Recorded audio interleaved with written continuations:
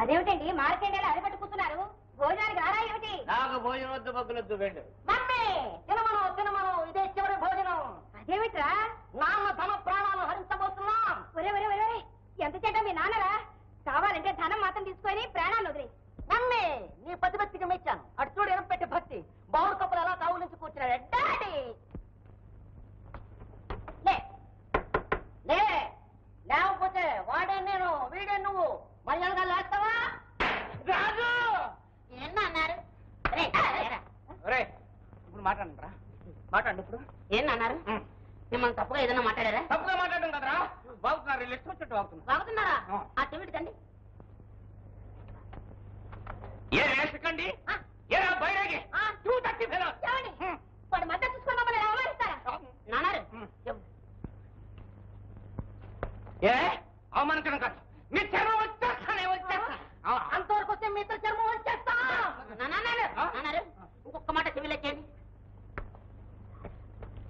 ఏరా చర్మం వచ్చేస్తావా? చర్మం వచ్చేస్తావా? చర్మం వచ్చేస్తావా?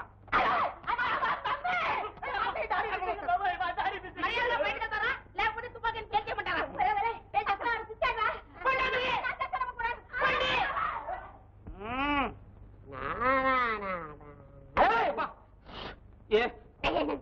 ఇది ఇదే అదనుకున్నాను.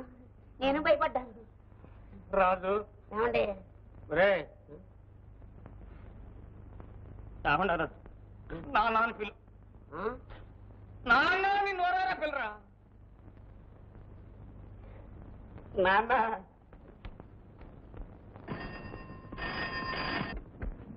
Hello, Mrs Murthy here. లేరండి, హైదరాబాద్ వెళ్ళారు. 4 రోజులైంది, రేపు వచ్చేస్తారు. ఏంటి, ఇంజక్షన్ తీసుకున్నారా? అయితే వేరే మూర్తి గారే ఉంటారు. అరే ఆయన ఊరు వెళ్ళారండి, చెప్తుంటే మీకు కాదు. మళ్ళీ ఎందుకు వచ్చావు? డాక్టర్ గారు ఊళ్ళోనే ఉన్నారని చెప్పడానికి వచ్చాను. ఊళ్ళోనే ఉన్నారా? అవునమ్మా, మొన్న నిన్న ఇవాళ అంతా ఊళ్ళోనే ఉన్నారు. హోటల్ అజంతా రూమ్ నంబర్ 99లో పక్కన పిల్లట్టుకుని సరసాలాడుతున్నారు. Hotel Ajanta room number 99. Hotel Ajanta room number 99. Hotel Ajanta room number 99.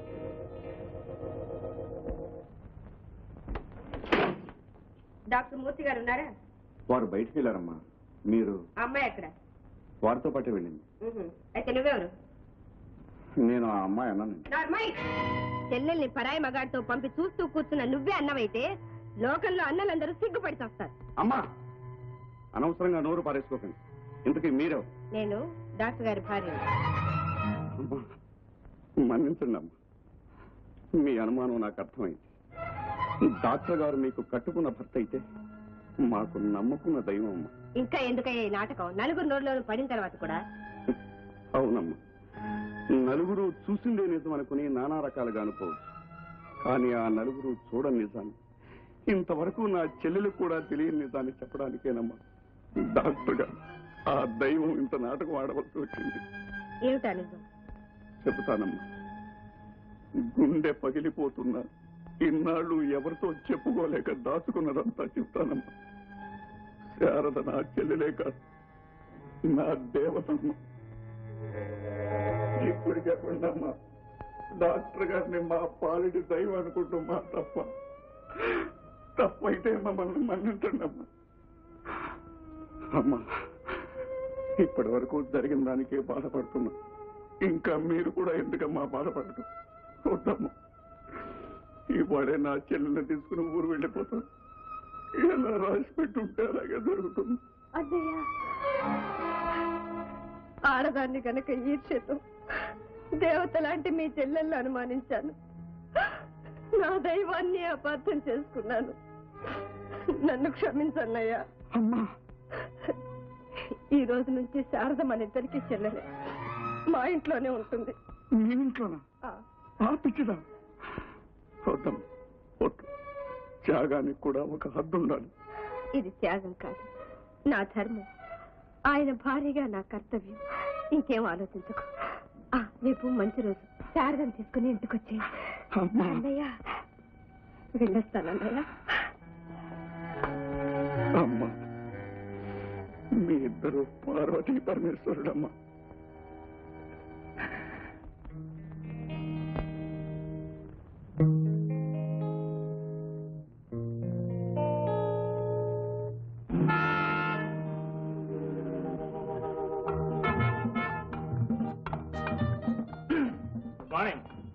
చూసావా, మాటంటే మాటే 16వ తారీఖు. సూర్యుడైనా రాత్రిపూట వస్తాడేమో కానీ మీరు అబద్ధం ఆడతారా? చాలా థ్యాంక్స్, ఇప్పటికైనా గ్రహించా. మరి హైదరాబాద్ లో అడగచ్చు, ఆ విషయం అడగచ్చు. అసలు హైదరాబాద్ వెళ్ళలేదని కంటే. అదేంటి? ఏమిటంటే నీ మొహం, అక్కడ రివ్వున ఒకటే గాలి, బోరున ఒకటే వర్షం. అయితే కాన్ఫరెన్స్ జరగలేదా? జరగలేదా అనుకో, అయినా వాతావరణం బాగున్నప్పుడు మనసేం బాగుంటుంది చెప్పు. పైగా అక్కడికి వచ్చిన డాక్టర్లు 190 మంది కట్నం కోసం డిగ్రీలు పుచ్చుకున్నాడు కానీ అసలు పసేది. మహా మీరు మాత్రం మా నాన్నగారి చెవులు పిండి పుచ్చుకోలేదా? అలాగా, నన్ను తులాభారం వేసి నిన్ను నిలువునా కట్టబెట్టిన మీ నాన్నే నాకు ఇంకా బాకీ ఉంటుంది. Mind you. ఇక్కడ మాట్లాడా గానీ అక్కడ ఏమైనా నోట్ వచ్చారా? కాలు దగ్గర వెళ్ళిపోయింది. లేడీస్ అండ్ జెంట్లమెన్ అని నేను నోరు విప్పేసరికి అక్కడ ఉన్న మహాజ్ఞానులంతా నోళ్లు తెరిచి కళ్ళు చాలేసి, ఇంకా 2 రోజులు ఉందండి, తమ దగ్గర నుంచి పుంజుకోవాల్సిన విజ్ఞానం అంతా ఉంది అని request but I said it's impossible because it promised 16 ఇవాళ 16. అందుకనే ladies and gentlemen I'm sorry, నేను మనిషి వాడికి చెబుతాం. అందుకని లేడీస్ అండ్ జెంట్లమెన్ అని ఒక పెద్ద అబద్ధం ఉంది. ఈ చీర నాకేనా? కాదు, నాకు. చీర నీకు కాక నాక. హైదరాబాద్ అంత కాలం ఏమిటి రివ్వులు గాలుస్తున్నా, బోర్లు వర్షం కురుస్తున్నా, ఢమడమాను పిడుగులు పడితే మాత్రం నా ప్లేస్ కోసం హైదరాబాద్ అంత గాలి. మరి దీని మీద ఈ ఊరు పేరుంది? ఈ ఊరి పేరా? అదే సంఘీభావము సమైక్యత అని ఉంటాయి చూసావా, అవి వ్యాపారంలో కూడా ఉంటాయి. ఆ ఊరివి ఈ ఊరు వస్తాయి, ఈ ఊరివి ఈ ఊళ్ళోనే ఉంటాయి. Your right. It's business rotation, అంటే రొటేషన్ బిజినెస్ రొటేషన్. ఏంటి అడుగుతున్నావు? ఇంకా రాలేదేమో అని. ఎవరు చూస్తారుగా. ఎవరబ్బా? బంధువులా, మిత్రువులా, శత్రువులా?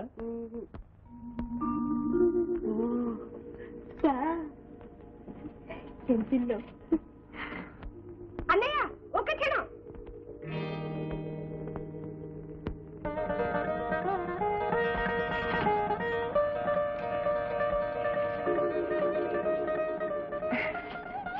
అన్నయ్య ఈవిడెవరు? ఈవిడ లేదమ్మా, మీ వారికి మేనమామ కూతురు. కొత్త కాపురం కదా, చేదోడు వాదోడుగా ఉంటుందని వచ్చాను. పదమ్మా. ఆ కుడికాయలు పెట్టు. రెండన్నయ్య. సుబ్బులు, సామాన్లన్నీ పట్టుకెళ్ళు. ఇలా తెమ్మా, రెండన్నయ్య. కూర్చోండి, నేను వెళ్ళి కాఫీ పట్టుకొస్తాను. నీకేంటి లెక్కయ్య, నేను వచ్చానుగా, నీ మాస్టానివి, నీకే మేము చేయాలి. ఏమన్నాయా? సరేమ్మా, నువ్వు ఇప్పుడే వచ్చావు, ఇల్లు అది కొత్త. ఇల్లు కొత్తగానే వంట కాదుగా. మంచిది ఎక్కడ? అదేమ్మా, కూర్చోండి అన్నయ్య, వస్తాను.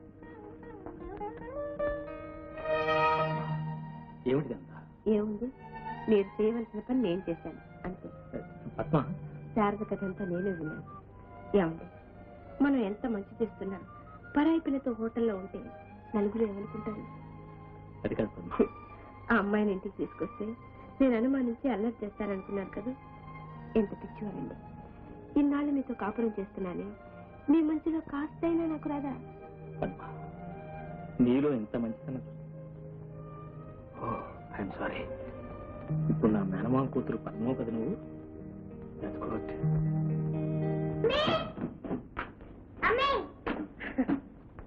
ఇదిగోనక్క. ఈవిడ పిన్ని బాబు. పిన్నంటే ఆంటీ. వీడు మా అబ్బాయి రవి.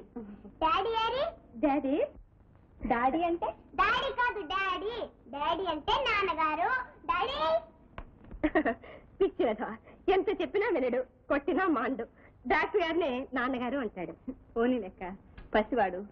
అవును, బాబు నాన్నగారు ఎక్కడ? అదే అడుగుతావులేమ్మా. ఆయన అక్కడెక్కడో అంబాలాలు, నేనేమో ఇక్కడ. వెంటనే బయలుదేరిరా అని ఉత్తరం రాయడం, నేనేమో సామానంతా సర్దుకుని బయలుదేరేసరికి టెలిగ్రామ్. నాకు ట్రాన్స్ఫర్ అయింది, బయలుదేరొద్దు అని. ఉత్తరం రావడం, నేను సామాన్ సర్దుకోవడం. టెలిగ్రామ్ రావడం, సామాన్లన్నీ విప్పుకోవడం. ఇదే తంతు. ఒకళ్ళొకళ్ళు చూసుకుని 1.5 సంవత్సరం అయింది. నువ్వేం బాధపడిపోకక్క, ఈ మొగోళ్ళంతా ఇంతే. ఈయన మాత్రం ఇప్పటికీ. అవును, ఈయనెక్కడా? ఓ ఒకటే కబుర్లు చెప్పుకుంటున్నారు. వట్టి మాటలనే మన కాఫీ నీళ్ళు ఇప్పిస్తారా?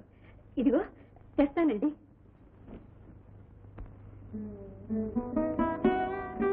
అమ్మా, డాక్టర్ గారు, నా చెల్లెలు వట్టి పిచ్చిది. ఎప్పుడు ఏం చేస్తుందో ఏమంటుందో అలాంటి దాన్ని తీసుకొచ్చి మీ ఇంట్లో పెట్టాను. పర్వాలేదన్నయ్య, నువ్వేం దిగులు పడకు. శారద నీకెలాగో నాకు అలాగే చెల్లెలు అనుకుంటాను. కడుపులో పెట్టి దాచుకుంటాను. చెల్లెల్ని కాదమ్మా, కడుపులో చిచ్చు దాచుకుంటున్నా. కేశవయ్య గారు, ఇక మీరు శారదనే వంటానికి వెళ్ళేది. ఇప్పుడు శారద మీ చెల్లెలు కాదు, నా పేషెంట్, మా పద్మ చెల్లెలు. బాబు, మీ రుణం ఎన్ని జన్మలకి తీర్చుకుంటాను. అమ్మా, బాబు, ఇక నేను సెలవు తీసుకుంటాను. సరే, వెళ్ళొస్తానమ్మా. ఎక్కడికన్నయ్యా? ఇంకెక్కడికమ్మా, మన ఊరు. నన్ను ఒంటరిగా వదిలిపెట్టి వెళ్ళిపోతావా అన్నయ్య? అదేమిటి శారద, మేమందరం లేవు? అవును, నాకు మీరంతా ఉన్నారు, కానీ మా అన్నయ్యకి ఎవరు లేరు. పర్వాలేదులేమ్మా, వెళ్ళిరా అన్నయ్య. వస్తాను బాబు. మంచి అన్నయ్య, అన్నయ్య, నీకెప్పుడు గాలి మళ్ళితే అప్పుడు వెంటనే ఇక్కడికి వచ్చేసాయి. ఎన్ని పనులున్నా సరే వచ్చేయాల్సిందే. అన్నయ్య, ఆ రైలు బండిలో కిటికీ పక్కన కూర్చోబోకు, కళ్ళల్లో బొగ్గు పడుతుందో ఏమో. అన్నయ్య, కమలా వాళ్ళు అడిగితే శారద క్షేమంగానే జరిగింది, బాగానే ఉందని చెప్పు. బాబాయ్ని కూడా అడిగాను చెప్పు. అలాగేనమ్మా, వెళ్ళిరానమ్మా.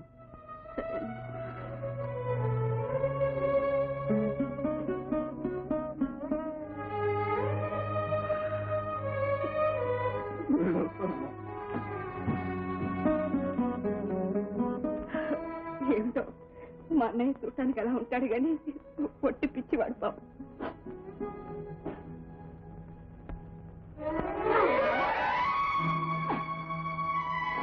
శారదా, ఎవరికమ్మా ఈ పక్క?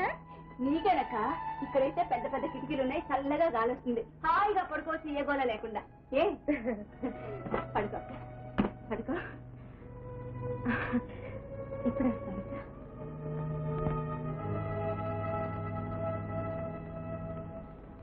ఎక్కడికి? వాళ్ళమ్మ దగ్గరికి. ఏం లేదు, వాడు నా పక్కలో తప్ప నిద్రపోడు. నిద్రపోయాడుగా.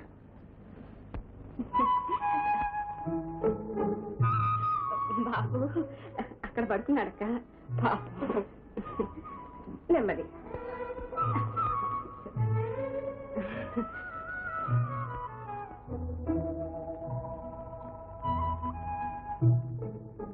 అక్క, అర్ధరాత్రి కూడా దాహం వేస్తుందేమో, ఇంకో మంచి.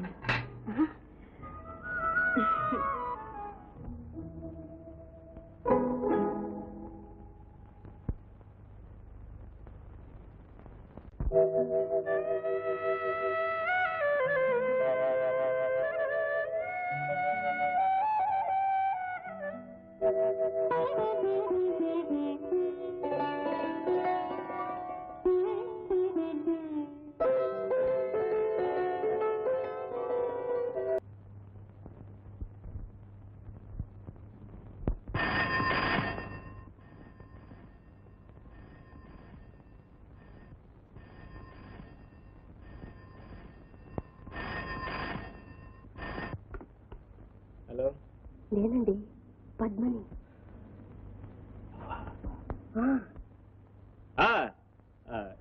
అండి, పద్మనాభం గారా? మీరా? ఏంటండి, చాలా ప్రమాదంగా ఉందా? అయితే రాక తప్పదంటారా? అలాగండి, ఇప్పుడే బయలుదేరుతున్నా. వస్తున్నా వస్తున్నా.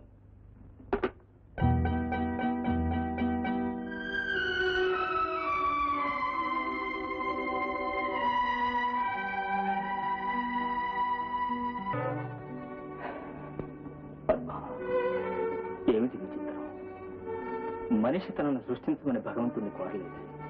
మరి భగవంతుడే సృష్టించి ఆశలు చూపించి అంతలోనే ఎండమామని చేసి ఎందుకింత నాటకం ఆడుతున్నాడు? I don't know. శారద, ఇది తన ఇల్లు, మీరు తన దేవుడు. ఈ రోజంతా తనదేనని ఎంత ఆనందపడుతుందో తలుచుకుంటే. మనం కష్టాలు కావాలని కొని తెచ్చుకున్నాం అనిపిస్తుంది కదా. అదేంటండి, ఇదే కష్టం అనుకుంటే మనిషిగా పుట్టి మనం ఇంకేం చేయగలం? ఆ?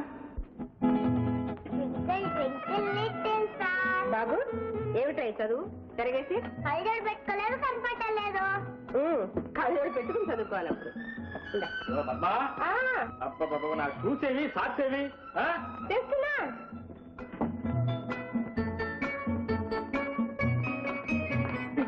నీకెందుకు లేక ఈ పనులన్నీ? అయినా నేను వచ్చిన తర్వాత కూడా ప్రతి చిన్న పనికి చీటికి మాటికి పద్మ పద్మ అంటే ఏం బాగుంటుంది? ఆయనకేం తెలియదు. నువ్వేమనుకోబోకు.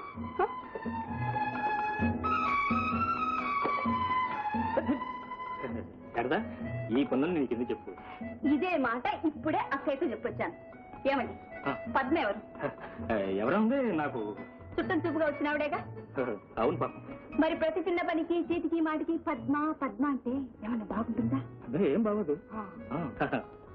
చూడు, షూనే వేసుకుంటాను కానీ డ్రైవర్ వచ్చాడని పద్మని అడుగు. అడ్డడ్డడ్డడ్డి ఇప్పుడే కదా చెప్పావు, ప్రతి చిన్న పనికి. అవును, ఇక్కడ ఏదో గమ్మత్తని మాట అన్నావే. చీటికి మాటికి ప్రతి చిన్న పనికి చీటికి మాటికి పద్మ పద్మ అంటే ఏమన్నా బాగుంటుందా అని. చూసావా, నువ్వు అలా చెప్పు, నేను ఇలా మర్చిపోయాను. నీకెంత జ్ఞాపకం చెప్పా. అందులో మీ విషయం ఒక్కటి మర్చిపోను. అన్ని ఇక్కడ గుర్తు పెట్టుకుంటాను. ఎప్పుడన్నా ఏదైనా మర్చిపోతానేమో అని ఇక్కడ దాచుకుంటా. ఏది ఒకటి చెప్పు చూద్దాం. ఆ రోజు అదే మన పెళ్లి రోజు సాయంకాలం సాయంకాలం మీరు మందుల సంచి తీసుకోవడానికి లోపలికి వచ్చారే. అవును, వచ్చాను. వచ్చి ఎందుకమ్మా అలా కళ్ళతో ఊరించటం? బా, నీకు అంత గుర్తుందా? మరైతే ఆ తర్వాత ఏంది? ఏమైంది నేను చెప్పాలా? మీకు తెలీదు? తెలియక నీకేదో పెద్ద జ్ఞాపక శక్తి ఉందంటున్నావు కదా, తెలుసుకుందాం. అయితే వినండి, తూచా తప్పకుండా అంతా చెప్తాను. చెప్పు. తర్వాత బాధపడకూడదు. అదే ఏం లేదు, చెప్పు. చెప్పనా? చెప్పనా? వద్దులేండి, అవన్నీ ఇప్పుడు తలుచుకుంటే మీ మీద ఎంత కోపం వస్తుందో. నేనేసుకుంటా.